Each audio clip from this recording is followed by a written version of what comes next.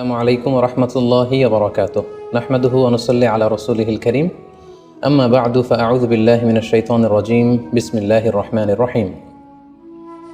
আব্দুল্লাহ নামে এক ভাই প্রশ্ন করেছেন, বাথরুমে গিয়ে অনেকে মৃত্যুবরণ করেন, বাথরুমে মৃত্যু কি ভালো না মন্দ জানতে চাই। প্রিয় ভাই আব্দুল্লাহ, আপনার এই প্রশ্নের উত্তরে বলবো যে পৃথিবীতে যতটি প্রাণ আছে প্রতিটি প্রাণকেই মৃত্যুবরণ করতে হবে। সূরা আলী ইমরানের 185 নম্বর আয়াতে আল্লাহ তাআলা ইরশাদ করছেন, কুল্লু নাফসিন যায়িকাতুল মাউত, অর্থাৎ প্রতিটি আত্মাকে মৃত্যুর স্বাদ আস্বাদন করতে হবে।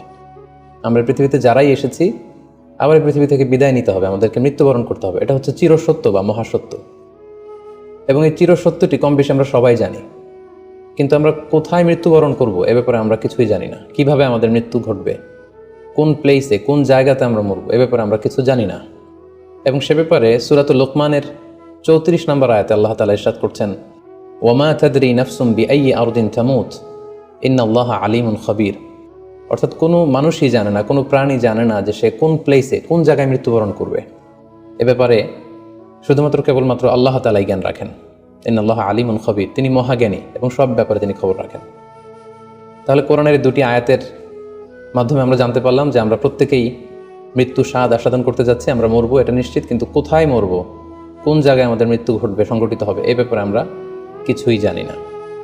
এবার যদি আমরা সরাসরি প্রসঙ্গে আসি, সেটা হচ্ছে বাথরুমে গিয়ে যদি কেউ মৃত্যুবরণ করে, হ্যাঁ সেটা হতে পারে, বাথরুমেও কেউ মৃত্যুবরণ করতে পারে। এবং অনেক সময় আমরা শুনেছি যে বাথরুমে অনেকে ইন্তেকাল করেছেন, মৃত্যুবরণ করেছেন।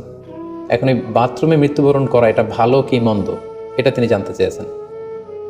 আসলে বাথরুমের ভেতরে কেউ মৃত্যুবরণ করলে এটা ভালো মৃত্যু নাকি খারাপ মৃত্যু, এ ব্যাপারে কোনো হুকুম দেওয়ার বা ডিসিশন দেওয়ার সুযোগ আসলে আমাদের নেই, কারণ এ ব্যাপারে ইসলাম আমাদেরকে কিছু জানায়নি। কারণ নিছক বাথরুমের ভেতর মৃত্যু যদি হয় তাহলে এটা খারাপ মৃত্যু বা খারাপ সাইন, সে জাহান্নামে যাবে, এরকম কথা বলার কোনো সুযোগ নেই। নিছক একটা নির্দিষ্ট জায়গায় কারণ মৃত্যুর কারণে এটা খারাপ মৃত্যু বা ভালো মৃত্যু বলে আসলে কোনো ধরনের সিদ্ধান্তে আসা যায় না। কারণ বাথরুমে নানাভাবে মানুষের মৃত্যু হতে পারে। কেউ হয়তো অজু করতে যেয়ে বাথরুমের ভিতরে মৃত্যুবরণ করেছে, অথবা কেউ গোসল করতে যেয়ে মৃত্যুবরণ করেছে, এটাও হতে পারে, অথবা প্রাকৃতিক কাজ সারতে যেয়ে বাথরুমে তার মৃত্যু হয়েছে। এর কোনোটির ক্ষেত্রেই এই মৃত্যুটি খারাপ মৃত্যু এভাবে কোনো সিদ্ধান্তে আসা যাবে না। সিদ্ধান্তে আসা যাবে এভাবে, অথবা ধারণা করা যাবে, প্রবল ধারণা করা যাবে এভাবে যে সে তার জীবনটা কিভাবে কাটিয়েছে।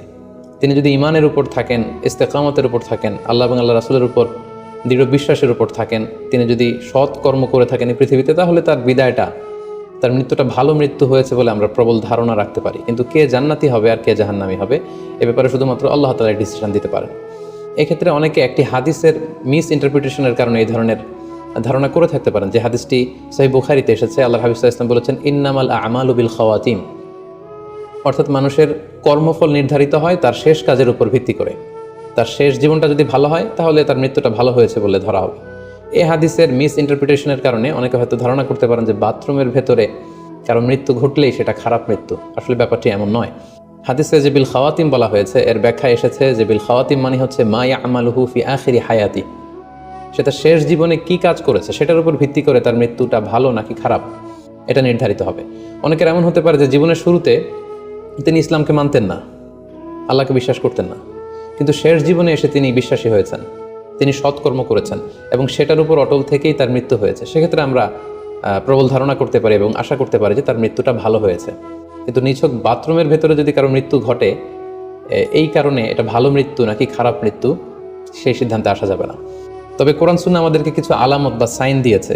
এই সাইন বা নিদর্শনগুলো খেয়াল করে আমরা বুঝতে পারি যে কারো মৃত্যুটা ভালো মৃত্যু হয়েছে নাকি খারাপ মৃত্যু হয়েছে। সেক্ষেত্রে শুরুতে আমরা আলামাতু সুইল খাতিমা, কারণ মৃত্যুটা খারাপ কিনা বা মন্দ মৃত্যু বা মন্দ বিদায় কিনা সেটা আমরা শুরুতে শুনবো। সেক্ষেত্রে আমরা যদি কোরআন সুন্নাহর দিকে তাকাই তাহলে দেখব যে কোরআন সুন্নাহ আমাদেরকে জানিয়েছে কেউ যদি আত্মহত্যা করে মৃত্যুবরণ করে তাহলে এটা আমরা বলতে পারি যে এটা একটা খারাপ মৃত্যু ছিল। কারণ আল্লাহ রাসূল সাল্লাল্লাহু আলাইহি ওয়াসাল্লাম ইরশাদ করেছেন, সহিহ বুখারীতে এসেছে, মান কাতালা নাফসাহু বিশাইইন উযিবা বিহি ইয়াউমাল কিয়ামা, যে ব্যক্তি তার নিজেকে যেই জিনিস দিয়ে আত্মহনন করবে বা আত্মহত্যা করবে, কিয়ামতের দিন তাকে সেই শাস্তি দেওয়া হবে। লেটসে কেউ যদি ছুরি দিয়ে স্ট্যাবিং করে তার প্রাণ হনন করে, জাহান্নামে সে কেবল জাহান্নামের ছুরি দিয়ে নিজের পেটের ভেতরে এরকম ছুরিকাঘাত করতেই থাকবে, এটাই হবে তার শাস্তি। কেউ যদি বিষ পানের মধ্য দিয়ে সুইসাইড করে তাহলে জাহান্নামে তার শাস্তি হবে জাহান্নামের বিষ খেয়ে খেয়ে সেই কষ্ট বা শাস্তি ভোগ করবে। কেউ যদি গলায় দড়ি দিয়ে বা ওড়না পেঁচিয়ে গলায় ফাঁস লাগিয়ে সুইসাইড করে, তাহলে আল্লাহ রাসূল সাল্লাল্লাহু আলাইহি ওয়াসাল্লামের হাদিস অনুযায়ী জাহান্নামে সে গলাতে শুধু ফাঁস লাগাতেই থাকবে। তাহলে আল ইন্তিহার মানে সুইসাইড, আত্মহত্যা করে যদি কেউ মারা যায়, সেক্ষেত্রে আমরা বলতে পারি যে এটি খারাপ মৃত্যু ছিল, মৃত্যুটি ভালো ছিল না। তাছাড়া কোনো ব্যক্তি যদি কবিরা গুনাহ সম্পাদন করা অবস্থায় ইন্তেকাল করে, লেটসে কেউ মদ পান করা অবস্থায় তার মৃত্যু ঘটেছে, কিংবা ব্যভিচার করা অবস্থায় তার মৃত্যু ঘটেছে, কিংবা কারো উপর সে জুলুম বা অত্যাচার করছিল, এরকম বড় কোনো কবিরা গুনাহ সম্পাদন করা অবস্থায় যদি কারো মৃত্যু ঘটে যায়, সেক্ষেত্রে বলা যেতে পারে যে মৃত্যুটি খারাপ ছিল।